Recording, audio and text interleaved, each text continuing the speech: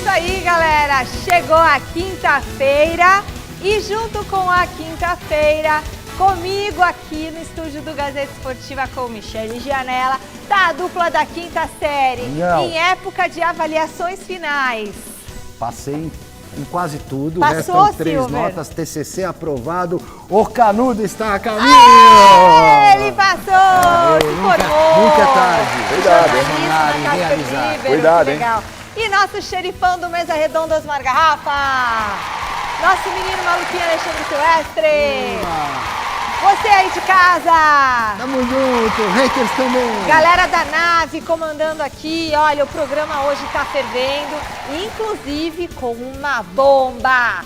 Bomba de última hora do técnico Abel Ferreira. Lá vem vocês, lá vem vocês. Que foi? Vamos, daqui a pouco a gente conta tudo pra vocês. E hoje também é dia de Momento Velocidade. Mas antes, tem dica. Tá chegando a São Silvestre, minha gente, a mais tradicional prova de rua do Brasil, que reúne diversas histórias de superação. E hoje você vai conhecer uma muito especial também que o José Paes traz para nós aqui.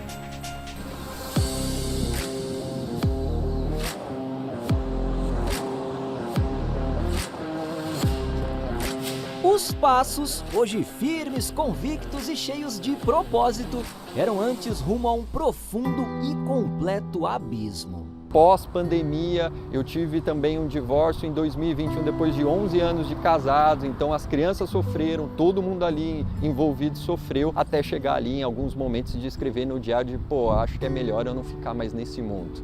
E aí, 2021 foi esse fundo do poço. E o caminho escolhido pelo Marcelo há 6 anos para sair desse fundo do poço tem sido esse aqui, as corridas de rua. Eu tinha até uns combinados comigo nesse ano de 2019 que eu não ia comprar nem tênis, nenhum acessório, enquanto eu não corresse a minha primeira corrida ali de 5 quilômetros. Aos poucos, a corrida começou a fazer parte da vida, da rotina diária do Marcelo.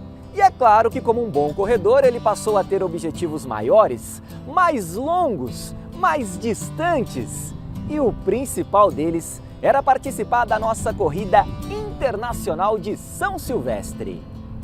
Em 2023, eu corri a minha primeira maratona de 42 quilômetros, que foi uma da tal das Six Majors, em Berlim.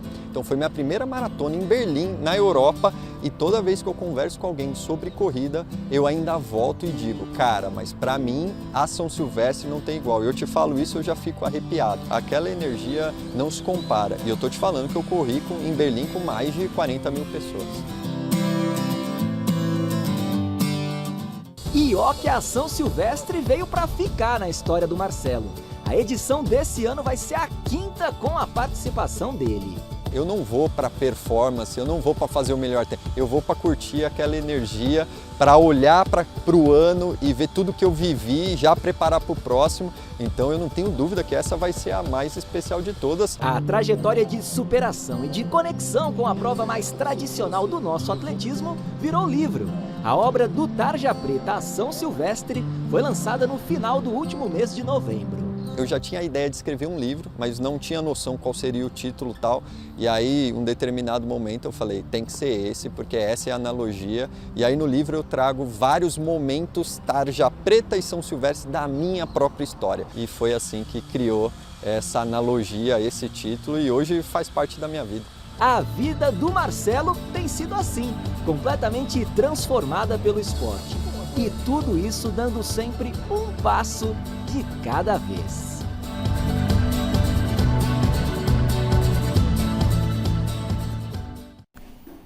Ó, deixa eu só mostrar o livro aqui do Marcelo do Rego, do Tarja Preta São Silvestre, para todas as pessoas que precisam de futuro. Que legal, se você já se sentiu preso em um ciclo de escuridão, exausto e sem respostas, esse livro é para você. Muito bacana, uma história sobre renascer, né? Uma narrativa aí sem floreios, que vai ver como que você pode superar a depressão, o luto e ter um propósito na vida. Parabéns, viu, Marcelo? Se o futebol vai além dos 90 minutos, como é o slogan do nosso site, a São Silvestre vai muito além dos 15 quilômetros também. porque realmente revigora, oxigena e às vezes salva vidas. Bom, agora nós vamos começar o nosso giro de repórteres com o Thiago Salazar, que está no Allianz Parque. Boa noite, Salazar. Como é que está a preparação do Verdão lá em Lima? Aparentemente, Verdão pronto, viu, Michele? Boa noite para você, para todo mundo que está acompanhando o Gazeta Esportiva. Final da Libertadores marcada para sábado. Palmeiras e Flamengo já estão em Lima, no Peru. Temos imagens da chegada das duas delegações, ambas abraçadas por suas respectivas torcidas, né? Os rubros negros abraçando o ônibus do Flamengo, assim como aconteceu com o ônibus do Palmeiras também. Muita festa nessa chegada das duas equipes por lá, apesar de estar chamando a atenção uma discussão aí de bastidor, das torcidas se provocando, muito mais flamenguistas do que palmeirenses para essa final. Por que disso? Cada um tem ali uma teoria, mas de fato a gente tem percebido, inclusive nas imagens que a gente tem acompanhado dos desembarques. O Palmeiras está treinando neste momento. É o primeiro treinamento que Abel Ferreira está promovendo em Lima, no Peru. O treino está acontecendo no campo do Aliança Lima e a gente já começa a tentar esboçar esse time do Palmeiras. Algumas dúvidas: Murilo na zaga, com Bruno Furtz no lugar de Aníbal Moreno, que tem falhado nos últimos jogos. Rafael Veiga, de uma temporada irregular, pode ganhar vaga no time titular. Assim como Sousa, de repente, ficar no banco de reservas para o Alan ser titular perto da dupla Flaco Roque. É o Palmeiras que viajou completo com Lucas Evangelista e Paulinho, ambos lesionados, só voltam a jogar em 2026, mas viajaram, estão com o grupo. Palmeiras completinho, fechado, unido, treinando para pegar esse Flamengo no sábado, um Flamengo que terá provavelmente mais torcida que o Verdão lá no estádio de Lima, viu, Michele? Vou passar a bola para vocês debaterem de repente esse time do Palmeiras e o motivo da torcida do Palmeiras estar em menor número em Lima dessa vez, porque já eu volto antes do final do programa, claro, para falar do futuro de Abel Ferreira. E tem novidade, viu, Michele? Gente, qual será a novidade do futuro do Abel Ferreira que o Salazar vai trazer para nós? Bom, mas antes vamos falar sobre... Viajou todo mundo, até lesionado, Garrafa. Olha! Hein? Achei que queria preservar alguém para Não teve folga. Mas você com indiretinha. Ah, indiretinha. Né? Indiretinha. Indiretinha. Pronto, começou. Mas não é que o Palmeiras quis abrir mão do campeonato, é um direito do Abel Ferreira, eu discordo completamente, já disse isso. A presidente Leila ontem, aliás, parabéns à presidente ontem, ela se posicionou firme e forte. Né? Ela deu a posição dela, porque se ela não falasse, estava todo mundo entendendo que ela também tinha dado o aval a isso. Mas é o que é criticado em relação a ela há muito tempo. Ah, o Abel manda. Ela não toma nenhuma atitude. Tudo que o Abel fala, o pessoal obedece. Ela abaixa a cabeça. Aí quando ela fala, vem crítica pra cima dela. Não foi o seu caso, então, calma. Nem o meu, porque eu achei maravilhoso o que ela falou. Eu tô aplaudindo. Mas o discurso não bate com o do Abel. E daí? Qual é o problema? Ela estava num outro contexto político, ele estava de cabeça quente ainda. Não é depois de um jogo. Pera, tudo bem. Você gosta de passar pano pro Abel, mas eu vou dizer o seguinte. Passar pano, caramba. Você gosta de passar pano pra ele. Você tá concordando, né, que o Palmeiras fez bem em entregar o Campeonato do Flamengo. É a sua opinião e eu respeito. Não foi isso que eu disse. Ah, então tá bom. Então só concluindo, Silvio. Tá eu entendo o seguinte, que foi uma decisão do Abel e a presidente se posicionou ontem e muitos palmeirenses, boa parte da torcida do Palmeiras, concordou com a presidente do Palmeiras, né? Porque o Abel colocar a culpa do Campeonato Brasileiro na arbitragem é realmente uma história para boi dormir. Palmeiras não ganha há 5 jogos no Campeonato Brasileiro. Olha a chegada 5 do derrotas. Flamengo lá. Esse era o grande problema. Então, ontem a presidente do Palmeiras se posicionou com firmeza. Tô ansioso para saber qual é a novidade que o Salazar vai trazer. Ela disse que ficou brava. É óbvio que ficou bravo. O torcedor palmeirense ficou, porque se o Palmeiras tivesse ido com força máxima, a gente não sabe se iria ganhar do Atlético Mineiro. A possibilidade de ganhar, eu disse aqui, era palpável. E o Palmeiras quase ganhou lá do Grêmio também. Mas aí o Atlético Mineiro engrossou para o Flamengo, foi isso que acabou acontecendo. O Palmeiras poderia estar indo hoje a Lima com 2 pontos de diferença, brigando por um título importantíssimo como é o Campeonato Brasileiro. Mas já que o Abel entendeu que é assim que a banda toca, ele é o técnico do Palmeiras, tá tudo certo. Sobre Libertadores, o Palmeiras fez certo chegar, acho que o mais cedo possível a Lima, sentir o clima do jogo e mesmo com esse discurso aí de presidente, Abel, isso não atrapalha em absolutamente nada, Silvestre. Isso não atrapalha Também absolutamente nada. Não chega no vestiário. O momento do Palmeiras também no Campeonato Brasileiro, para mim, não acrescenta muita coisa, porque se fossem 2 jogos, o tal do mata-mata, aí você fala, o Flamengo está no melhor momento, o Flamengo em 2 jogos, muito provavelmente que consiga o título. Em um jogo, com a grandeza dessas 2 equipes, essas 2 camisas e esses 2 bons times, é muito igual. É 50%, 50% para mim, não sou de ficar em cima do muro. Eu 50-50 eu ponho, vai, 53, 52 Nossa, ontem pro puseram Flamengo 80, e 20 47. aqui. Porque o Palmeiras 60, vive um 40. momento pior do que o do Flamengo. Não é muita coisa pior, mas 60, vive... 40, então, Silvio. Não, eu vou nos 53 para mim pro Flamengo e 47. O Flamengo oscilou muito na temporada também, Também, mas o momento é um pouquinho melhor do Flamengo. Verdade. Agora, é um jogo, é o que você disse. O fato do Abel ter preservado o time titular nessa rodada passada do Campeonato Brasileiro, o técnico tem que fazer escolhas. Se ele ganhar a Libertadores, ele vai ser aplaudido. Se ele perder, ele é culpado de tudo. É assim que funciona, infelizmente. O que é mais importante? É a Libertadores, É a Libertadores. não é? E eu quero só lembrar que em 2021, Claro que é, dá mais dinheiro, dá mais clube, dinheiro, pro visibilidade, campeonato do mundo, lá aquele super mundial, mó grana. Então não nem tem disputa dúvida. o brasileiro. Agora, não, disputa o brasileiro, não seja cínico. Mais ou menos, não né? seja cínico. Mais ou menos. Eu só quero lembrar que ele resolveu apostar todas as fichas eu já entendi em que ele fez cima isso. da Libertadores. Ele fez isso, por exemplo, em 2021 contra o próprio Flamengo e deu certo. Se não der certo, ele vai ser crucificado. Isso tudo bem. Eu quero saber se você aprova. Você... Eu não sou de poupar nunca, eu odeio poupar, eu não gosto. Aí sim. Mas o técnico tem que fazer escolhas. E ele fez a escolha dele, cara. Eu não entendi. Errou, largou mão, não sei o quê. Eu quero saber a sua opinião, é isso? Você acha que ele errou? Eu acho que eu iria com força máxima. Então ele errou. Pouparia 1 ou 2. Então ele errou, na sua opinião ele errou. Sim. Aí, então sim, aí, sim, nada. Tá certinho. Agora eu Então acho vocês estão engraçado falando a mesma coisa? É, porque eu acho engraçado Mas parece que vocês crucificar o estão cara tem brigando. que Ninguém fazer... tá crucificando, é uma opinião, Silvestre. Eu acho que ele Crucificando. errou. É muito relativo isso. Errou ou não é bom? Eu faria diferente, mas como é que na verdade eu não acho que ele errou. Eu acho que ele tem o direito de escolher o que ele acha melhor. Direito ele tem. Porque ele é o técnico. Ele que decide. Eu disse Não direito. sei se ele errou, pra falar a verdade. Mas Eu não gostaria faria. de saber a sua você opinião. me induziu. A minha opinião é que você me induziu. Você foi malandro aqui na conversa. Com mãozinha, não sei o quê.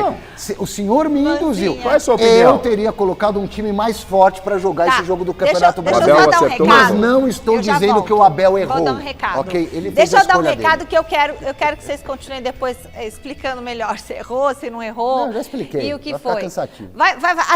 Formula o pensamento Já e formulei. vocês vão continuar esse argumento aqui. Voltsman é o seu melhor aliado para te colocar no ataque, chegar junto na parceira. Final de ano está chegando e é a hora de ter todo o gás. Como é que foi o seu desempenho durante o ano? Agora, no final de ano, tem que fazer bonito, com muita energia, com virilidade, sem ejaculação precoce, dando um show, né? Porque é muita coisa que acontece no final de ano, tem que ter energia, tem que ter disposição e uma vida sexual plena e feliz. Sua testosterona vai ficar em ordem com o Voltsman, seus momentos de prazer serão inesquecíveis, então não sofra mais. Para isso tem o Voltsman que vai te ajudar. Ligue agora, 0800 608 8700. 0800 608 8700. Comprando agora você ganha 70% de desconto, tem o frete grátis, pode escolher o relógio inteligente ou fone de ouvido Bluetooth. O gerente está de bom humor, está com o chapéuzinho do Papai Noel, então vai te dar um kit em dobro. Comprando um, ganha mais um com 70% de desconto. Quer mais brinde? Ganha também o Voltsman 2.0, versão pastilha mastigável, para fazer você aumentar ainda mais a sua potência. Vai jogar a prorrogação, pênaltis com todo o gás. Meu amigo, e se você não sentiu uma melhora na sua vida sexual, o seu dinheiro eles devolvem. Que é tão bom, é garantido. 0800 608 8700, 0800 608 8700. Ligue agora e peça o seu Voltsman. Bom, daqui a pouco vocês continuam. A gente não parou Eu tô ainda. vendo. Eu tô querendo saber qual é a opinião dele. Eu já dei a minha opinião, Garrafa. Eu teria colocado um time mais forte, não teria poupado todo o time então titular. O Abel errou. Mas essa é a sua conclusão. Você eu não conclui que o Abel errou. Eu Ele não- acha eu que o Abel não- tem o direito de... Mas eu também acho que tem o fazer- direito, só que na minha Não sei opinião se ele errou. Não sei se ele errou. Você tá sem entendi. Eu tô o quê? Ele não- Por que eu sou obrigado a dizer que ele acertou ou errou? você não é Eu não obrigado. quero dizer nenhuma coisa Tá nem outra. certo, tá eu tô certo. dizendo Você o que eu tem o faria. direito. Você tem o direito. Você não quer julgar antecipadamente, Lógico. ué. E é isso. Qual o problema? Hora de falar do Corinthians por aqui, calma. Que o Palmeiras tá tirando fôlego. Imagina remedinho, amanhã. E eu nem torço pro Palmeiras. Olha, o Timão tá endividado. Ah, todo mundo sabe disso, né? Mas ontem, num evento da CBF, Osmar Stabile, presidente, deu uma desabafada, viu, sobre as críticas que o clube recebe em relação a esse tema. Sobrou cutucada para outros dirigentes, não é isso, Marina Buffon? Boa noite. É isso sim, Michele. Boa noite para você, para todo mundo que está aqui ligadinho com a gente no Gazeta Esportiva. Esse evento ontem da CBF foi o Summit, a gente estava lá, passou o dia todo por lá e durante a tarde, ali por volta das 2, 3 horas, o Osmar Stabile participou de um painel, de uma palestra, junto com o Júlio Casares, presidente do São Paulo, sobre finanças, sobre gestão e tudo mais. E aí, no final deste painel, ele acabou dando essa desabafada, acabou realmente falando aí, praticamente falando assim, gente, deixem o Corinthians em paz, vão cuidar dos seus clubes. Isso aconteceu, não teve nenhum nome citado, nem de presidente, nem de dirigente, nem de clube, pelo Osmar Stabile, mas horas antes, no período da manhã, a Leila Pereira e o BAP, presidentes do Palmeiras e do Flamengo, estavam ali participando de um outro painel e em determinado momento falaram sobre fair play financeiro. E aí a Leila disse em determinado momento que achava injusto alguns clubes vencerem títulos devendo para jogadores, para outros clubes. Por isso é que se considerou que o Stabile teria dado essa indireta para a Leila e até para o BAP também, porque também falou de fair play financeiro. Vamos ouvir então o que o Stabile desabafou aí durante esse painel? Olha só. De 3 em 3 meses, tem alguns presidentes que vêm a público criticar o Corinthians, criticar a administração. A administração é séria, acredite na administração atual. O Corinthians vem trabalhando com o atual presidente com seriedade, buscando cumprir os compromissos que foram assumidos lá atrás, que a gente cumpre com dificuldades. Então eu quero dizer o seguinte, quando diz que com dívida o Corinthians é campeão, eu quero dizer que isso aí é questão de competência. Stabile, eu quero só registrar que não é o São Paulo, hein?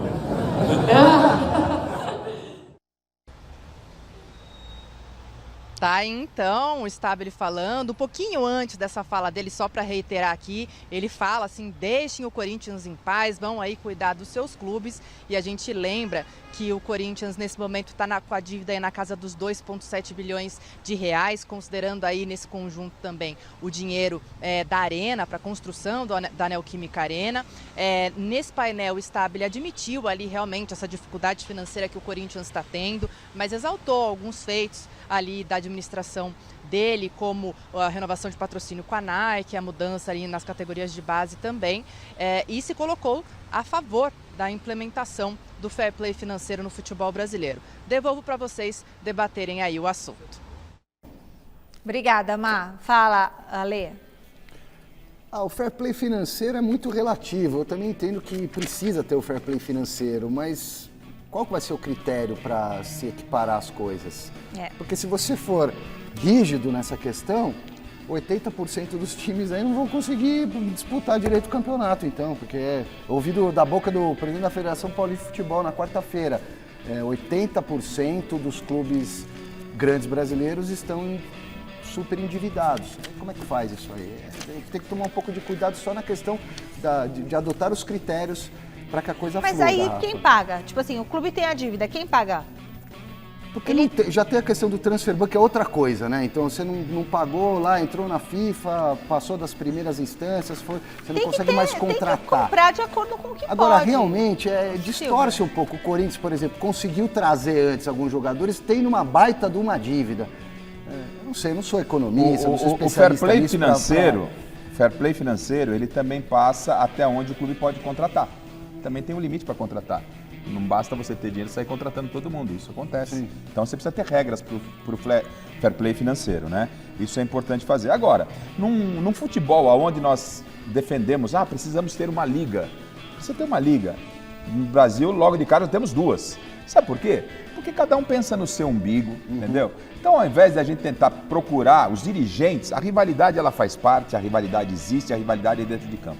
Os dirigentes têm que trabalhar no bem comum do futebol, mas não ficar um cutucando o outro. Ninguém trabalha para o bem do futebol. E quando você trabalha para o bem do futebol, você está trabalhando para o seu próprio bem, né? O que seria do Palmeiras sem o Corinthians e o Corinthians sem o Palmeiras? Fala para mim. que seria? O antagonista é o que te faz forte, eu acho. Então, ao invés de ficar com essa bobagemzinha aí, não, porque ganhou. Porque, a presidente está falando isso porque o Corinthians ganhou, o Memphis pisou na bola, literalmente lá na Neoquímica Arena, e ganhou o título do Palmeiras, que gastou mais de 700 milhões e não consegue ganhar um título há 2 anos. É isso que a presidente do Palmeiras está querendo dizer. E para ter o fair Agora, play futebol, financeiro... você não chega a um consenso com esse tipo de ataque bobo. Isso é um ataque bobo. Acho que tem que pensar no bem do futebol. O fair play financeiro é importante. Temos várias equipes que estão devedoras. Como a gente pode tentar conciliar para o bem do futebol, cada um cuidando do seu, mas para o bem do futebol? Nós temos 2 ligas aqui, Silvestre. O Garrafa, é o que eu disse no começo. Precisa ver que tipo de critério vai ser adotado para você poder implementar o fair play financeiro. Por exemplo, logo de cara, a divisão do bolo da televisão. Então você quer fazer fair play financeiro, mas tem um que ganha muito mais do que o segundo, e os 2 ganham muito mais do que o terceiro e o quarto, e todos os 4, 5 primeiros mais ainda do que o restante, você já parte de uma distorção inicial.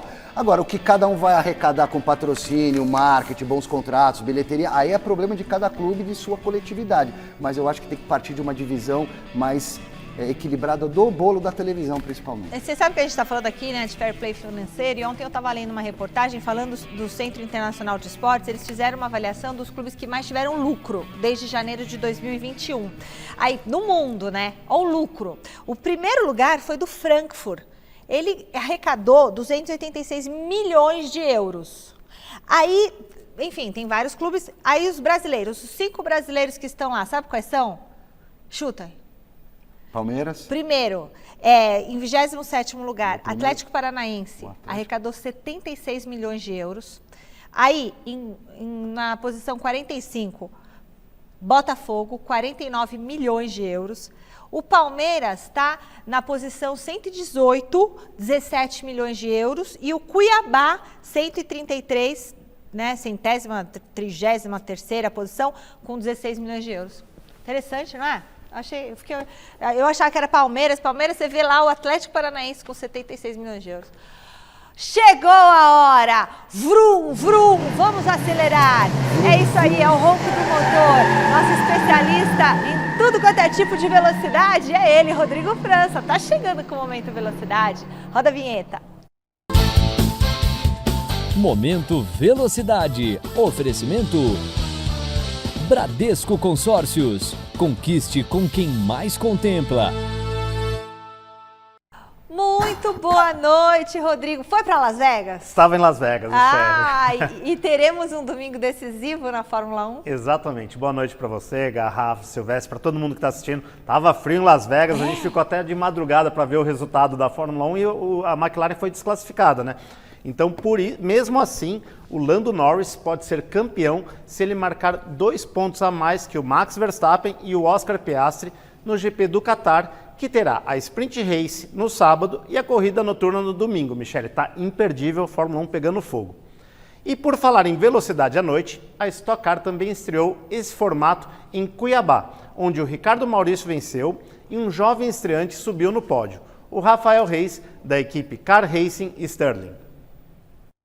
É um sonho, né? Tá aqui junto com o Bradesco e tá inaugurando o autódromo de Cuiabá já na corrida principal com um pódiozinho. É aquilo, é um start na categoria. Só tenho a agradecer a minha equipe. Mostramos que o meu carro era muito rápido. Vemos mostrando, né? Desde Velocitar, que lideramos quase todos os treinos. Campo Grande também lideramos o treino, estava rápido. Muito legal, né? A gente mostrou já o Rafael do kart aqui, né? E o companheiro de equipe dele, o ano que vem, Michele, vai ser o irmão mais novo, Leonardo Reis, que foi campeão Rookie da Stock Light e que também terá o apoio do Bradesco, né? Então a gente vai ter a dupla de irmãos o ano que vem. Que lindo! Muito legal. Jovens talentos. Jovens talentos. E aliás, os jovens talentos também estão brilhando nas pistas internacionais. O Bruno Ribeiro foi campeão entre os estreantes da Fórmula Regional das Américas e agora recebeu convites para testar na Europa e nos Estados Unidos em novas categorias. Nesse final de ano eu testei na IndyNext e na Pro 2000. Foram 2 equipes diferentes, foram pistas diferentes, trabalhos diferentes, foi tudo bem diferente entre uma categoria e outra. Eu consegui sentir muito bem os carros, fiquei sempre entre os primeiros. Também fiz testes na Europa. Andei de LMP3 em também 2 equipes diferentes, 2 carros diferentes, lá eles usam chassis diferentes de LMP3. e foi na mesma pista, então eu consegui sentir muito bem a diferença entre os dois carros. Legal, é isso aí. O Bruno está seguindo o caminho da Indy, né? Então, de repente, pode estar na Indy aí daqui a uns 2 anos. E domingo, Michele, a Stock Car vai estar em Brasília, onde o Cacá Bueno é o único piloto do grid a ter corrido no traçado original há mais de 30 anos e que volta a receber a categoria, né? O autódromo foi reformado, ficou muito legal. E o piloto vem de uma ótima corrida lá em Cuiabá, onde ele também subiu no pódio. Pódio improvável, apesar do carro ter ido muito bem em todos os treinos, mas a gente teve uma quebra ali no splitter dianteiro na classificação, que limitou a posição. Mas já de manhã, eu fiz a terceira melhor volta da corrida na pista seca, avancei bastante. E agora eu vim avançando até uma pancada que eu tomei violentíssima na volta que eu entrar no pit. Por isso que eu desci um pouco chateado do carro ainda, porque me tirou a oportunidade de brigar pela vitória. Mas depois a gente sobe no pódio, a ficha cai, falei, cara, o importante é estar no pódio de volta e vamos ver se a gente termina o ano com essa energia positiva. Que show! Legal, vai estar lá em Brasília, muito bonitas imagens, né, de Cuiabá, ficou espetacular o autódromo mesmo. E a cobertura completa da Stock Car você confere aqui no domingo, na TV Gazeta, no Momento Velocidade, em 2 horários. 11 da manhã e 11 da noite, depois de vocês no Mesa Redonda. Coladinho no Mesa Redonda. Exatamente. Valeu, Rô, muito obrigada. Obrigado, viu? Boa noite. A repórter Marina Buffon participou de uma entrevista com o agora ex-treinador Vanderlei Luxemburgo. Dá uma olhadinha porque tá imperdível. Fala pessoal, tudo certo? A gente tem um evento de esportes e finanças num congresso aqui em um hotel na cidade de Santos. Um dos palestrantes foi o agora ex-técnico Vanderlei Luxemburgo, que não comentou sobre a recém-anunciada aposentadoria, é verdade, mas falou sobre diversos outros assuntos relacionados ao mundo da bola e das finanças, como fair play financeiro, as dívidas no Corinthians, SAF e, claro, deu seus comentários, seus pitacos sobre Carlo Ancelotti e Neymar. Vamos ouvir então as falas do professor. Quanto é que vai vender o Santos hoje? Você tem noção? Não, né? O Botafogo foi vendido por 120 milhões de euros. Cara, isso é risório para o que traz de resposta. Mostra que os dirigentes são incompetentes, são muito bem nas suas empresas privadas e vão muito mal no clube porque eles não fazem o que eles fazem na empresa privada. Essa é a grande realidade. O Vasco da Gama foi vendido também por 100 milhões de dólares, 600 milhões de reais. Tá? 600 milhões de reais. Que empresa que é o Corinthians dentro do mercado de futebol? O que ele oferece de negócio? Para você entender o Corinthians. O Corinthians é uma das maiores marcas que tem dentro do futebol. Se você olhar por esse aspecto, o Corinthians não deve, porque eu tenho a matéria-prima, está em casa, está aqui. Eu faturo 1 bi por mês, eu faturo 1 bi por mês. Eu não devo. Eu tenho um custo muito caro das coisas que eu fiz errado aqui. Eu pago muito juro em função das coisas erradas aqui, equivocadas. Eu dei muito prejuízo, mas se você falar assim, como gestor você quer o Corinthians, como negócio, se eu não botar nenhum do meu, eu quero. O mundo não é nem de esquerda nem de direita hoje. O mundo hoje é capitalista e progressivo. Não é eu que estou falando, é o mundo que está capitalista e progressivo. Você vai fazer coisa, você vai negócio. Então como é que você impede de um clube ter mais capacidade, de um clube ter mais marca, de um clube ser isso, ser aquilo, ter bons gestores e você vai impedir que eles... Então o Bayern Munique tinha que fechar a porta. Pô. Eu não vejo isso para financeiro, por quê? Porque você é um péssimo gestor, vou premiar o péssimo gestor que não consegue crescer. O Brasil, para mim, é desta forma. Se você for um mau pagador, você tem mais possibilidade. Torcendo muito pelo Ancelotti. Que dê certo. Você acha que o Neymar vai ser colocado? Oi? Você acha que o Neymar merece ser colocado? Pô, eu tô com a camisa do Ancelotti aqui? Não, mas pode ser, né? Quem sabe? Eles foram num momento inadequado falar de uma coisa na casa onde estava o treinador, na frente do treinador, de uma maneira agressiva, dependendo. Não. O que eu disse é o seguinte, o Ancelotti, eu preferia o Renato. Eu disse isso, o Renato ganhou com um time ruim no Grêmio. Uma coisa é preferência, outra coisa está aqui. Vamos ver o que ele vai fazer, torcer para que o trabalho dê certo, torcer para que ele possa fazer um grande trabalho, nós possamos realmente conquistar o campeonato. Presidente do Santos, Marcelo Teixeira, também esteve presente no evento de ontem da CBF e comentou sobre essa briga final contra o rebaixamento no Brasileirão. Vamos lutar muito. Mas não ia comentar. Vamos fazer de tudo estamos incomodados, preocupados como todos os torcedores, confiantes no clube, os jogadores é um clube preparado e nós vamos fazer com que esses 3 jogos a gente alcance os resultados, somar os pontos para que o Santos saia dessa situação. E aí? Você vê que às vezes a precipitação gera erros de análises. Descer a marreta no Neymar, ninguém está dizendo que ele vive um grande momento, mas pelo que parece, ele estava já jogando com muitas dores. Tava. Né? Para ter esse tipo de lesão, você diz? Porque agora tá essa dúvida se é um problema no joelho, se é um problema muscular, se é menisco, se é cruzado, se é isso, se vai jogar. Agora, se ele se cuida ou não é uma outra conversa, mas é muito fácil também. Bate. Aí de repente vem a notícia, ele tinha um problema além ali no joelho. O Neymar é o seguinte, me parece muito óbvio. Se ele tiver mínimas condições de jogo, mesmo com dor, ele vai tentar ajudar o Santos na reta final a escapar de rebaixamento. E se ele conseguir se preparar minimamente para a Copa do Mundo, que é daqui a mais ou menos meio ano, ele tem um lugarzinho lá na seleção brasileira, nem que seja para sentar no banco e entrar quando precisar. Sim, a questão do Neymar, eu divido em 2 partes. A questão de lesão é algo que é do futebol, e aí não é só o Neymar que corre esse risco, qualquer outro atleta, né? E aí a gente não tem o que fazer. Agora, no desempenho, tá claro e evidente, desde a volta do Neymar até o Santos, ele não fez por onde merecer convocação à seleção brasileira, e ele muito pouco, no meu entendimento, muito pouco mesmo, de chamar a responsabilidade, e ele resolveu os problemas do Santos. Pode ter ajudado ali, a colar, mas nada que tenha feito diferença. Não fez a diferença que se esperava, isso é uma coisa. Sobre contusão, a gente torce para que ele se recupere e que não venha a ser nada grave. E o que o Lucha falou sobre a aposentadoria? O que vocês acharam das declarações dele? Ele não falou ele mesmo, né, assumindo a aposentadoria. Ele falou no Galvão lá, né? Não ouvi da boca dele, mas assim, o Luxemburgo, em primeiro lugar, concordo com tudo que ele falou, do cabo ao rabo lá nessa entrevista, ou pelo menos o que colocaram aqui na edição dos melhores momentos do Luxemburgo. E mesmo que ele tenha se aposentado, eu não duvido que se pintar um convitezinho num futuro próximo, ele aceita. Porque não adianta, os caras são viciados nisso, é cachaça, né? É aquela coisa, tá acostumado, não vive sem. O Felipão não tinha aposentado? E quando precisou, um tempo depois, não foi chamado lá? O Lucha ainda tem muita lenha para queimar, vocês não acham? Essa pergunta foi feita ao Luxemburgo há umas 3, 4 semanas, quando ele esteve aqui com a gente. Né?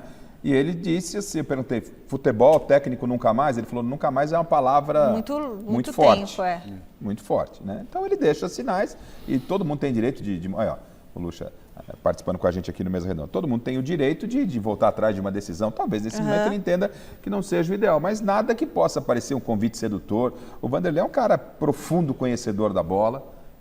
Tem gente que critica ou chama de ultrapassado. O Vanderlei é um cara que tem que estar ligado, conectado com o mundo da bola. Tem uma experiência fantástica. É um cara que sabe o que está falando. E aí é muito pessoal, né? Se ele vai ou não continuar em algum momento, desde que venha uma proposta. Mas queremos o Vanderlei por perto. 73. O Vanderlei por perto sempre. 73 está jovem demais, nasceu em 10 de maio de 52, está jovem, tá bem. Mas aí cada um tem que saber, né, como está o coração, como é que está a vida, como é que está a adrenalina. O que talvez tenha envelhecido, a linguagem, porque mudou, né? Então o que se falava 20 anos atrás no vestiário funcionava hoje. Essa nova geração, você viu? Acho que foi o Bielsa. Grito, chuta a cadeira, isso não funciona mais. Quem foi o treinador que falou que é tóxico? Quem foi o treinador agora que falou que é tóxico? Ele falou, eu sou um treinador tóxico. Foi o Louco Bielsa. Foi o Bielsa, né? Ele falou, ele deu uma declaração. A quem eu ofereci uma garrafa de vinho momentos antes da final contra o Nils em 92 na Libertadores da América. Conta. Almocei no mesmo restaurante e mandei uma garrafa para ele afogar as mágoas dele e deu certo. Na terça tem São Paulo em campo pelo Campeonato Brasileiro? Tem, 8h30 da noite. O Tricolor encara o Fluminense lá no Maracanã. Dá uma olhadinha na provável escalação. Yang na vaga do suspenso Rafael, Ferrarese, Alan Franco, Rafael Tolói, Mike, Pablo Maia, Patrick, Bobadilha, Marcos Antônio, Tapia e Rigoni. O Tricolor é o 8º colocado do Brasileirão, 48 pontos, enquanto o Fluminense tem 55. Faz um segundo turno brilhante o Fluminense, São Paulo todo estrupiado, A defesa até que dá... Mas é verdade, cara. Vão faltar jogadores no banco hoje. Cara, a gente precisa... A defesa até dá pra enganar aí com esses 3, mas não tem ninguém para criar no meio campo. O São Paulo vai perder esse jogo. A gente precisa entender o que está acontecendo com a preparação do São Paulo. A gente não pode mais acompanhar diariamente treinamento e tal. Não somos, obviamente, profissionais da área da saúde, da área física, mas alguma coisa parece que não está muito legal, né? E parece que o Crespo, foi levantada essa questão, a comissão técnica do Crespo, na ultrapassagem, também teve o mesmo tipo de problema. E aí comentou-se que na época ele estourou o time. Acelerou demais para ganhar o Paulista, estourou. Isso foi comentado agora. Isso precisa ser checado, porque não é normal, comum. Né? Eu gostaria que alguém do departamento médico do São Paulo se manifestasse, desse uma eles estão fazendo boletins médicos diários. Boletim Acontece médico o seguinte, tem uma via só. Uma boa parte dos machucados é contusão por impacto. Romper ligamento, não sei o quê. É difícil prever. Isso isenta. Claro que também pode passar pelo departamento físico, porque às vezes um cara mal preparado na questão muscular fica mais fragilizado. Ou o próprio jogador não se cuidar. Né? Não podemos esquecer disso. Não estou passando pano, mas é muito subjetivo dizer de quem é a culpa. Você foi muito bem. A questão... Obrigado. Não é falar muito bem agora? Não foi, porque são vários fatores. Irmão. Eu não estou aqui para julgar se você foi bem ou se você foi mal, Silvestre. Eu acho que eu estou concordando com a sua opinião. Não julgue para não ser julgado. Da mesma você pode discordar da minha, eu posso discordar da sua. Esse é o debate. E agora eu concordo com você.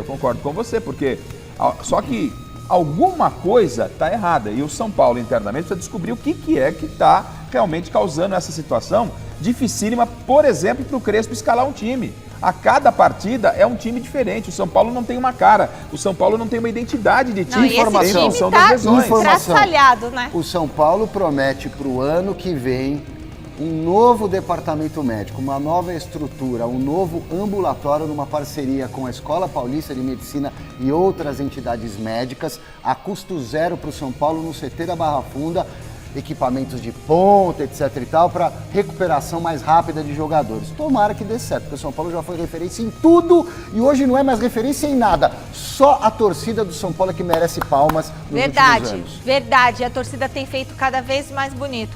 Agora, lembra que eles iam se tratar aqui no São Paulo? Ontem, aquela vaquinha que a torcida do Corinthians fez para tentar quitar a dívida da Neoquímica Arena, a vaquinha. A vaquinha do dinheiro, não é a vaquinha que eu descobri lá em 2006. Não, a vaca, o animal, é a vaquinha, chegou ao fim. Lembra a vaquinha que começou no passado? A Marina vai voltar agora para trazer um balanço dessa ação.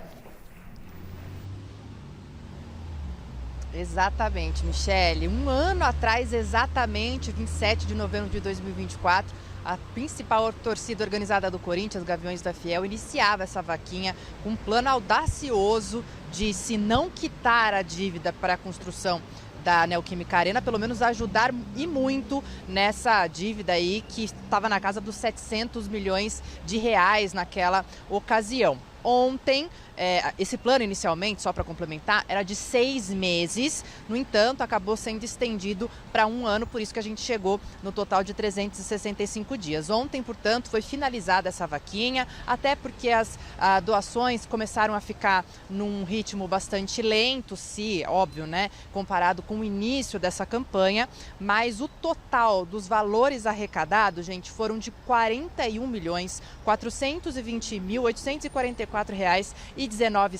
É muito dinheiro.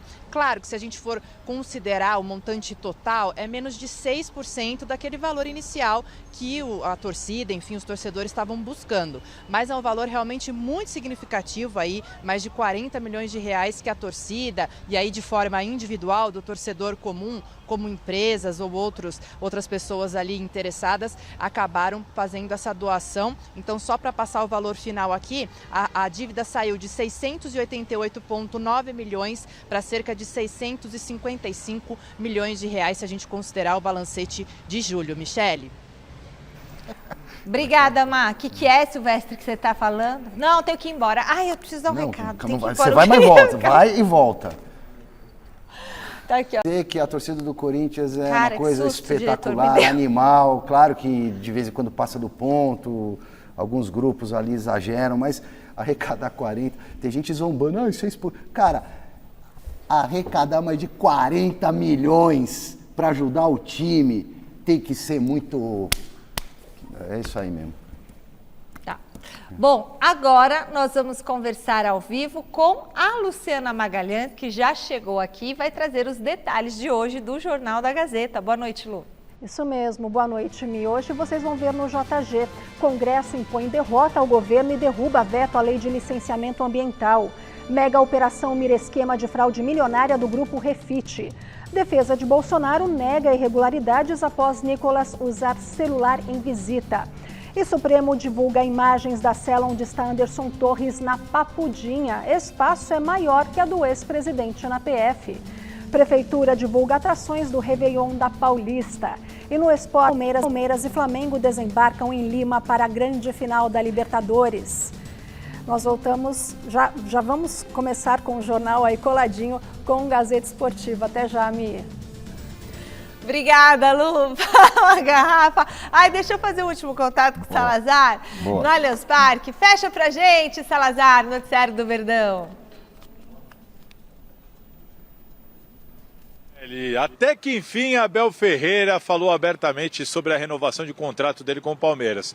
Contextualizando, ele tem uma proposta em cima da mesa para renovar o contrato dele até o final de 2027, que é quando acaba o mandato de Leila Pereira como presidente do Palmeiras. Só que nós já estamos aí, quase no final da temporada, e nada do Abel assinar este contrato. Vira e mexe, ele dá entrevista dizendo que ele tem palavra, que a palavra dele vale mais do que uma assinatura, mas o contrato dele está acabando e nada dele renovar. Hoje, aos nossos amigos lá do Sport TV, ele deu uma entrevista em Lima, no Peru, portanto aí, às vésperas da grande final da Copa Libertadores da América, e pela primeira vez ele falou que fica. Acabou o mistério. O Abel Ferreira falou com todas as letras que vai ficar no Palmeiras. Porém, ele falou que fica no ano que vem. A proposta é para ele assinar até o final de 2027. Neste ponto, neste quesito, ele não foi claro. Ele disse que vai continuar com o Palmeiras, porque ele ama o Palmeiras, porque a família dele quer, porque ele conseguiu se adaptar com a rotina da filha dele. Enfim, falou muito sobre o tempo que ele levou para construir um time forte como o Palmeiras tem hoje, né? Lembrando que o Palmeiras investiu aí quase ou pouco mais de 700 milhões de reais nesse elenco, e como ele agora tem um time forte para continuar brigando por títulos e tudo mais, ele decidiu que não vai aceitar nenhuma outra proposta e vai ficar no Palmeiras. Só não foi claro se é até o final do ano que vem ou se ele vai topar a renovação até o final de 2027. Essa dúvida ainda ficou no ar. E vai ver que, talvez por todo esse momento aí de renovação, de críticas no Brasileirão, de mais uma final de Libertadores, ele acabou se emocionando durante o embarque do Palmeiras para Lima, uma passagem que o Palmeiras fez ali por Porto Alegre. Vamos dar uma olhada? Você pra mim? Pra você. Só tirar o meu celular. É um sonho conhecer o senhor. Obrigado. Eu não tenho palavras para descrever o carinho que os torcedores têm por mim e que eu tenho por eles. Obrigado. Bom, tá aí então, Michele. Abel Ferreira emocionado, abrindo o jogo sobre a permanência dele no Palmeiras.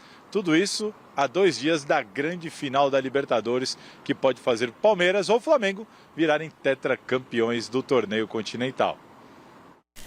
Muito obrigada, Salazar. Bom, vai ficar, renovou antes. A dúvida que eu tenho é, se perder... Não renovou. Não renovou, foi na palavra. Mas assim, se perder, vocês acham que impactaria em alguma coisa? Não, né?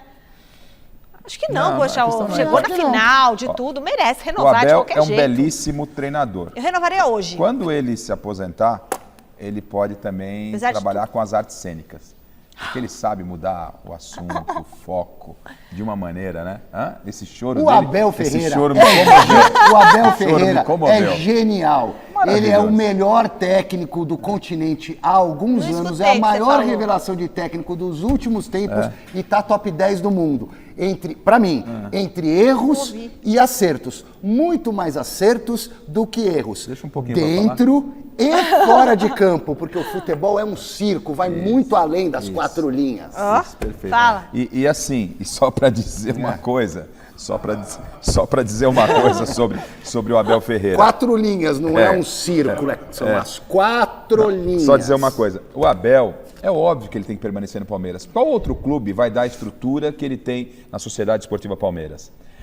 Que tipo de trabalho, fica uma pergunta, que tipo de trabalho o Abel fez antes de vir para o Palmeiras, né? Que desse tamanha repercussão, porque o Palmeiras dá toda a estrutura dele é o para ele. Palmeiras. Gostaria de ver... Tem toda uma história lá na base e depois em times pequenos, menores da Europa. Gostaria... todo mundo começa ali embaixo. embaixo. A história dele é no Palmeiras, Eu comecei lá embaixo, tô na Gazeta há 20 anos. Gostaria de ver o Abel em um outro momento de carreira, para realmente carimbá-lo como um dos maiores treinadores do mundo, né? Porque o Silvestre é um dos maiores do mundo, né? Hoje, turma, top 10 acabou. fácil. Obrigada. Amanhã a gente volta com Walter Casagrande aqui no Gazeta Esportiva. Beijo, Jornal da Gazeta. Tchau.